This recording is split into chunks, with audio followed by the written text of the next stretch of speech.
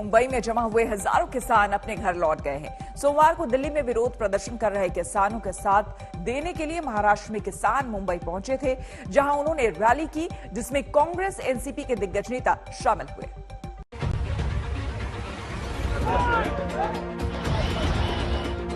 गणतंत्र दिवस पर जिस वक्त दिल्ली से ऐसी भयानक तस्वीरें आ रही थी, उस समय मुंबई के आजाद मैदान में किसान कृषि कानून के खिलाफ इस तरह शांतिपूर्ण प्रदर्शन कर रहे थे। एक बुजुर्ग महिला ने मुंबई के आजाद मैदान में सुबह करीब 9:30 बजे झंडा फहराया। किसानों का साथ देने के लिए महाराष्ट्र विधानसभा के स्पीकर और कांग्रेस नेता नाना पटोले भी पहुंचे और कहा कि वो खुद भी एक किसान है, इसलिए कृषि कानून वापस लेने की किसानों की मांग का समर्थन करते हैं। गवर्नर किसकी सुन रहे हैं ये पूरा देश समझता है, और गवर्नर जब तक उनको आदेश नहीं होगा, जब तक गवर्नर किसान के इस आंदोलन में नहीं आ सकते। ये आपने बार बार देखा है और सुना भी है। जैसे किसान के जो हमारे नेता है, जो सरकार जिनसे संवाद करती है, तब भी कृषि मंत्री और वहाँ के जो नेता मंत्री गण रहते हैं, वो जैसे किसान से बात करते हो किसी से जाके मोबाइल पे बात करते हैं और फिर बाद में किसान से बात करते हैं। तो किसके इशारे पे गवर्नर हो या देश के मंत्री हो, किसके इशारे पे काम कर रहे हैं, ये देश की जनता समझती है, किसान समझता है। इसलिए मैं गवर्नर जी के बारे में बहुत सारा नहीं कहूंगा। मैं इतना ही कहूंगा कि जो किसान की जो मांगे है, जो 3 काले कानून केंद्र सरकार ने लाए, वो तुरंत वापस लेना चाहिए। ये मांग हमारी किसानों की है और इसलिए तुरंत ये कानून रद्द होना चाहिए। झंडा फहराने के बाद मुंबई में जुटे 15,000 किसान अपने अपने घरों को लौट गए। सोमवार को आजाद मैदान में हुई रैली में इन किसानों ने दिल्ली में जुटे किसानों के साथ एकजुटता दिखाई थी। दिल्ली में हुए तांडव की तुलना मुंबई में किसानों के शांतिपूर्ण प्रदर्शन से करते हुए एनसीपी मुखिया और पूर्व कृषि मंत्री शरद पवार ने कहा कि महाराष्ट्र सरकार ने हालात को समझदारी से हैंडल किया। इसकी जिम्मेदारी मैं किसान समिति के सदस्यों को उनको जिम्मेदार नहीं पकड़ता हूँ, क्योंकि ये सरकार की जिम्मेदारी है कि एक पॉजिटिव अप्रोच से डायलॉग करके इसमें रास्ता निकलना चाहिए। वो उन्होंने किया नहीं। इतने दिन ये सब करने के बाद जब किसान संगठन ने और किसानों ने वहाँ तय किया कि कोई रैली करेंगे, तो रैली शांतिपूर्ण करने के लिए उनको ठीक तरह से सहयोग देने की आवश्यकता थी। उन्होंने बात की, शायद सरकार ने उनको इजाज़त दे दी, और इजाज़त देने के बाद मुझे डिटेल मालूम नहीं है, मगर जहाँ तक मैंने सुना है कि आपके मीडिया के कुछ साथियों के पास से दिल्ली के, कि उन लोगों को जिस रास्ते से आना और जाना, इस बारे में ठीक तरह से सलाह देने की आवश्यकता थी, वो दिया नहीं, और इसलिए वहाँ थोड़ा कन्फ्यूजन हो गया। इस कन्फ्यूजन में वो कन्फ्यूजन वहाँ तक सीमित नहीं रहा। वो लोग जो तय हुआ था वो रास्ता शायद भूल गए होंगे या उनको मालूम नहीं होगा, दूसरी तरफ से जाने का काम उन्होंने किया। और इनके ऊपर जो पुलिस दल ने जिस तरह से उनके साथ व्यवहार किया, बर्ताव किया, इससे ये परिस्थिति पैदा हो गई। शिवसेना नेता संजय राउत ने भी दिल्ली में हुए उपद्रव की निंदा की। राउत ने कहा कि मुंबई में भी किसान जमा हुए थे, पर नियम अनुशासन नहीं तोड़े गए। संजय राउत ने इसे इंटेलिजेंस की नाकामी बताते हुए कहा कि अगर केंद्र सरकार चाहती तो इस तांडव को रोक सकती थी। किसानों ने आश्वस्त किया था कि कोई हिंसा नहीं होगा, हिंसा नहीं होगी, पुलिस को ये आश्वस्त किया था। उसके बाद उनको ये परमिशन मिली है। आश्वस्त किया जाता है। जब बाबरी गिरी थी तभी पुलिस को आश्वस्त किया था, आंदोलनकारी होते हैं। जब अयोध्या में बाबरी गिरी थी, आपको मालूम होगा, तब भी हम सभी ने पुलिस को आश्वस्त किया था। वहां भी इंटेलिजेंस का फेलियर था और यहाँ भी इंटेलिजेंस का फेलियर था। महाराष्ट्र के अकोला में भी दिल्ली में जमा हुए किसानों के समर्थन में 70 ट्रैक्टरों की तिरंगा रैली निकली। इस रैली को समर्थन देने के लिए पहुंचे वंचित बहुजन आघाडी के नेता प्रकाश आंबेडकर। 2006 मध्ये काँग्रेस आणि एनसीपीने केलेली आहे। कॉन्ट्रॅक्ट फार्मिंग कायदा करू. तेव्हा राष्ट्रवादी आणि काँग्रेस यांनी उत्तर द्यावं की तुमचं नौटंकी कशासाठी चालली आहे. एका बाजूला केंद्राने तुमचंच बिल आणलं, तुमचीच भूमिका केंद्र राबवतंय, मग तुम्ही असताना RSS बीजेपीचे बी टीम नाहीत का? आणि आंदोलन जे चाललेलं आहे त्या आंदोलनाला दाबण्यासाठी तुमचा प्रयत्न तर नाही. महाराष्ट्राचं शासन आहे, हा जो 2000चा कायदा आहे तो कायदा आपण रद्द का करत नाही? तो कायदा आपण रद्द करत नाही याचा अर्थ बीजेपीने आणलेल्या केंद्राच्या कायद्याला तुमचा पूर्ण पाठिंबा आहे. फक्त आता नौटंकी आणि तमाशा म्हणून तुम्ही आता विरोध करताय. महाराष्ट्र के औरंगाबाद में दिल्ली के किसानों के समर्थन में ट्रैक्टर रैली निकाली गई. रैली में कम्युनिस्ट पार्टी के नेता और किसान जमा थे.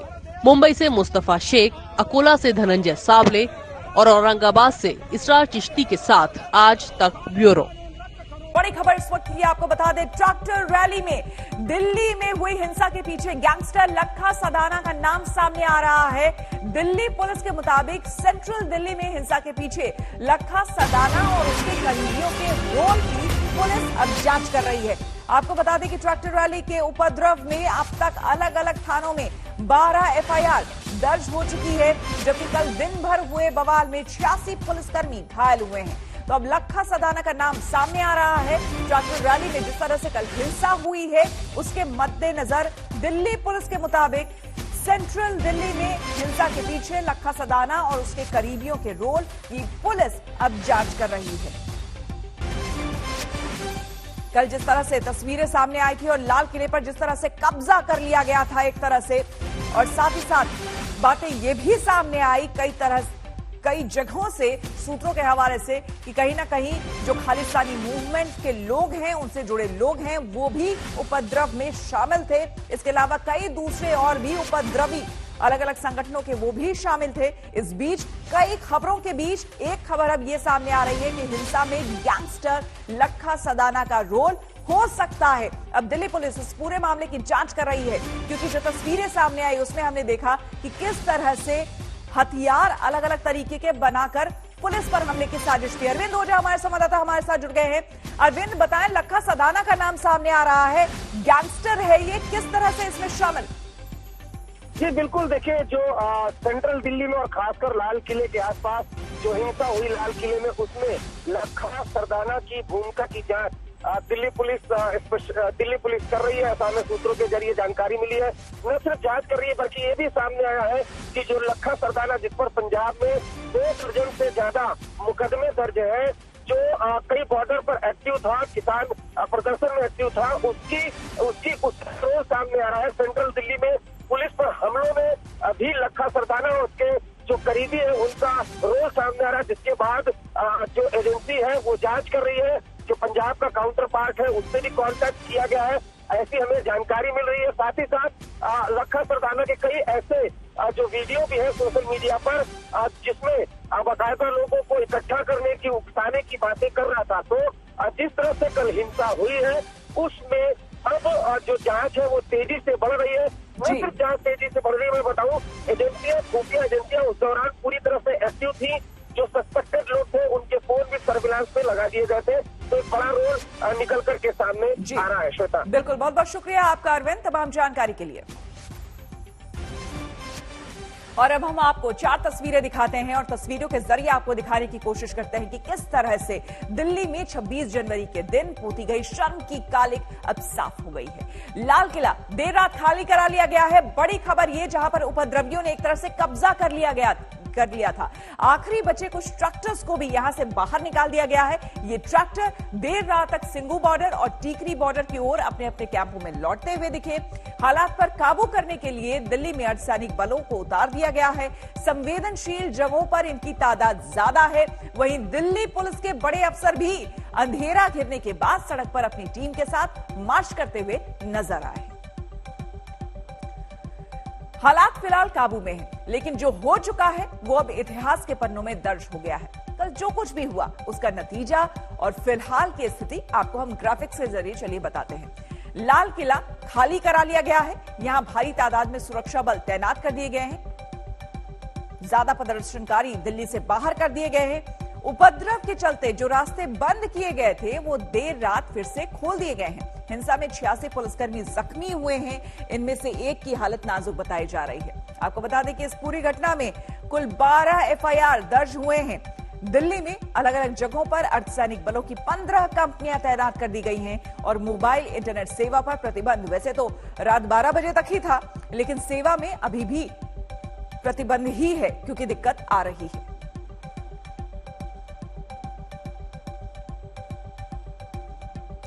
और सीधे आपको लिए चलते हैं सिंघू बॉर्डर, जहां पर हमारी संवाददाता अनीशा माथुर हमारे साथ जुड़ रही हैं। अनीशा, सबसे पहले अगर आप जुड़ चुकी हैं हमारे साथ तो सबसे पहले आपसे जानना चाहेंगे कि कल जो कुछ भी हुआ उसके बाद आज सुबह की तस्वीर वहां पर क्या है, वो सबसे पहले बताएं।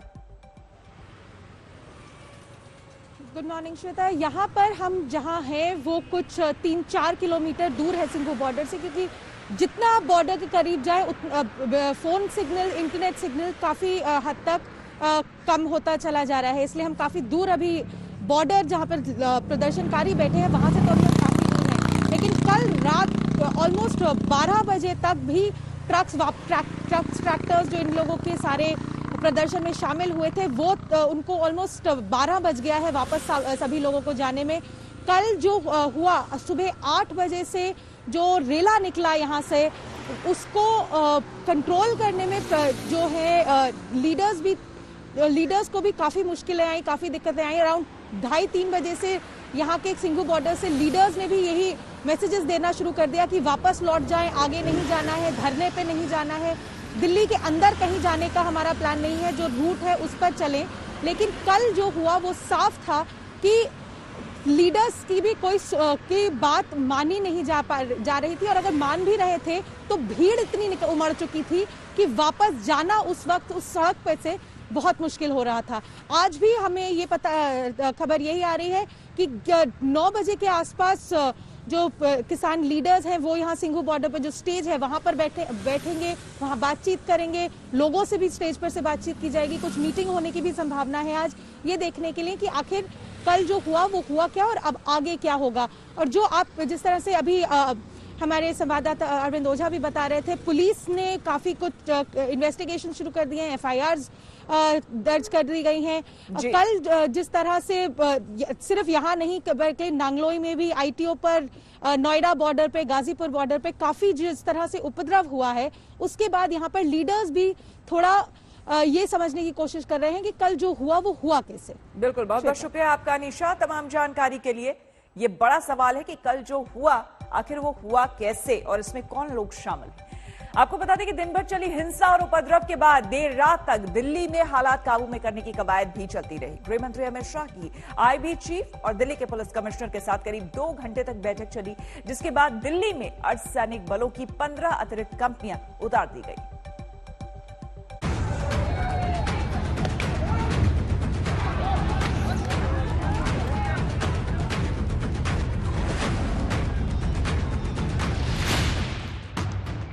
दिन का उजाला जब अंधेरे में तब्दील होने लगा तो देश की राजधानी से आने वाली जंग के मैदान जैसी चीख पुकारें भी थमने लगी।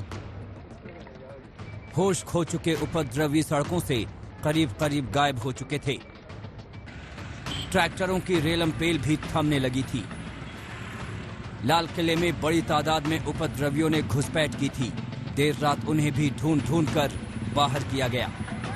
ये ट्रैक्टर अंदर से, लाल किले के अंदर से ये ट्रैक्टर अभी निकाला जा रहा है। बहुत मुमकिन है जो प्रदर्शनकारी थे वो इस ट्रैक्टर पर भी अंदर दाखिल हुए हैं। फिलहाल अगर आप देखें ये एंट्री गेट है लाल किले का। अभी जो जानकारी मिली है उसके मुताबिक सभी प्रदर्शनकारियों को निकाल लिया गया है लाल किले के अंदर। दिल्ली की सड़कें इससे पहले खाली हो चली थीं। जिन रास्तों पर पुलिस और उपद्रवियों के बीच घमासान मचा था, वहां अंधेरा ढलने के बाद दिल्ली पुलिस के बड़े अफसर अपने लाव लश्कर के साथ पैदल मार्च करते दिखे। धीरे धीरे जो यहाँ पर किसान थे वो यहाँ से चले गए हैं।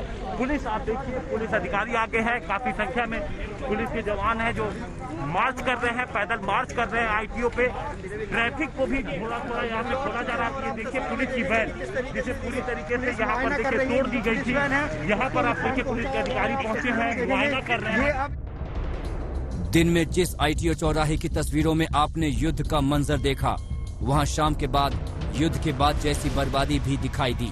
उपद्रवी तो भाग चुके थे, लेकिन हर तरफ टूट फूट के गहरे निशान थे। सुबह के वक्त यहाँ पर हजारों की संख्या में किसान पहुँच गए। पुलिस और किसान आमने सामने हो गए। काफी सरकारी संपत्ति को नुकसान पहुँचाया गया। बीटीसी बस को पूरी तरीके से तोड़ दिया गया और पूरे दिन यहाँ पर किसान बैठे रहे। लेकिन अब शाम के 6 बजे आप देख सकते हैं धीरे धीरे जो किसानों की संख्या है वो काफी कम हो गई है। किसान धीरे धीरे करके यहाँ पे चले गए हैं। दिन भर चली भिड़ंत और उपद्रवियों के हमले में दिल्ली पुलिस के 86 पुलिसकर्मी जख्मी हुए हैं। इनमें से एक पुलिसकर्मी को ज्यादा चोट आई है, उसकी हालत गंभीर बताई जा रही है। उपद्रवियों ने 8 बसों और 17 अन्य वाहनों को नुकसान पहुंचाया है। हिंसा की सबसे ज्यादा घटनाएं मुकरबा चौक, गाजीपुर, आईटीओ, सीमापुर, नागलोई और लाल किले में हुई। पुलिस ने हिंसा के मामलों में अभी तक 12 एफआईआर दर्ज की हैं। लाल किले समेत सभी संवेदनशील जगहों पर भारी तादाद में अर्धसैनिक बल तैनात कर दिए गए हैं। 26 जनवरी की देर रात तक दिन भर ठप पड़े सभी रास्ते खुल चुके थे। ज्यादातर प्रदर्शनकारी दिल्ली की सीमाओं में अपने कैंप में लौट चुके थे। किसानों का जो जत्था था, क्योंकि बहुत सारे ट्रैक्टर इस जीटी करनाल रोड से होते हुए सिंघू बॉर्डर पहुंच चुके हैं। यहाँ से कुछ दूरी पर ही सिंघू बॉर्डर है और यहीं से ट्रैक्टरों का जत्था आगे बढ़ा था जो लाल किले तक भी पहुंचा था। आधी रात को अब सड़कों पर सन्नाटा है।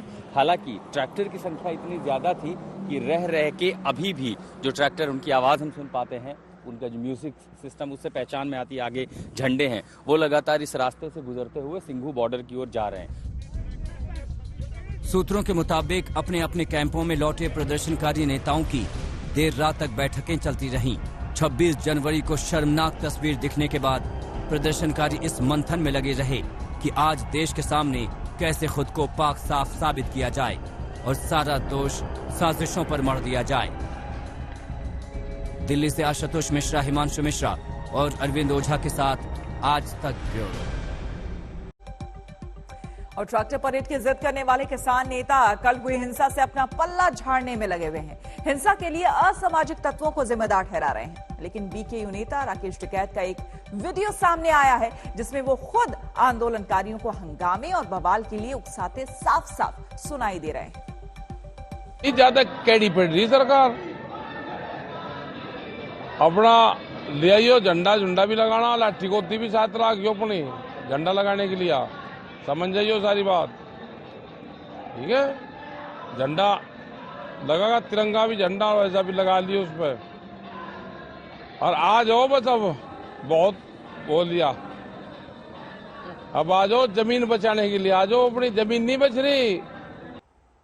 अब सवाल ये उठ रहे हैं कि अब आगे क्या। किसान संगठनों ने 1 फरवरी को दिल्ली में संसद तक मार्च निकालने की भी ठानी है। तो क्या ट्रैक्टर परेड से किसान कोई सबक लेंगे? क्या सरकार संसद मार्च की इजाजत देगी?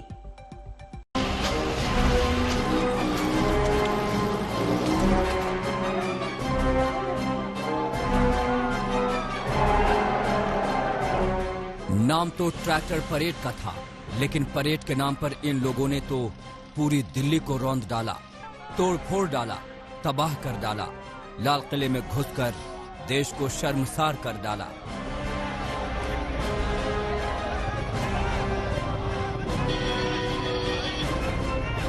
और जो मैं देख रहा हूं, मैं उसे नेशनल शेम, राष्ट्रीय शर्म की बात मानता हूं। किसान संगठनों और उसके नेताओं ने वादा किया था कि शांतिपूर्ण परेड निकालेंगे। वादा टूटा, तबाही मची, तो किसान संगठन अब जिम्मेदारी से भाग खड़े हुए, हिंसा से पीछा छुड़ाने लगे।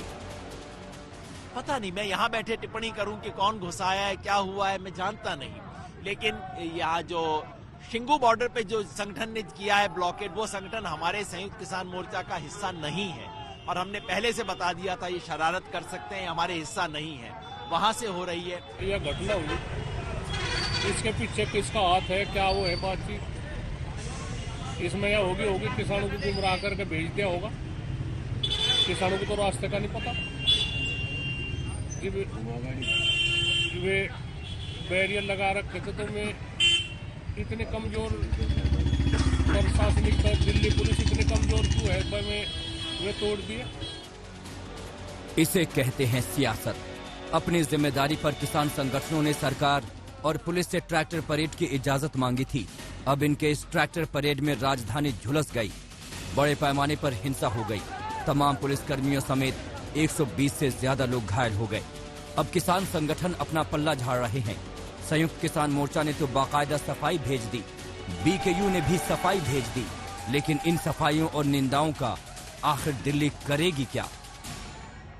हमारे बस में है आंदोलन। हमको पता है कि किन किन लोग जो गड़बड़ फैलाने की कोशिश कर रहे हैं, वे सब लोग चिन्हित हैं जो गड़बड़ करने की कोशिश कर रहे हैं। कुछ लोग हैं, हाँ है चिन्हित है। पॉलिटिकल पार्टी के लोग हैं वे, और वे इस आंदोलन को खराब करना चाहते हैं। ये जो लोग गया था, ये किसान आंदोलन का हिस्सा नहीं है, ये कोई साजिश का एक हिस्सा है। क्योंकि आप 7 महीना हम आंदोलन चला रहा था, इतना तकलीफ में हम बैठे हैं ठंडे में, मगर इतना बड़ा आंदोलन और इतना शांतिपूर्ण आंदोलन 100 साल में भारत में हुआ नहीं। दिल्ली की सीमाओं पर 2 महीने से ज्यादा से किसान आंदोलन चल रहा है। किसान और सरकार में कई दौर की बातचीत चली, लेकिन नतीजा नहीं निकला।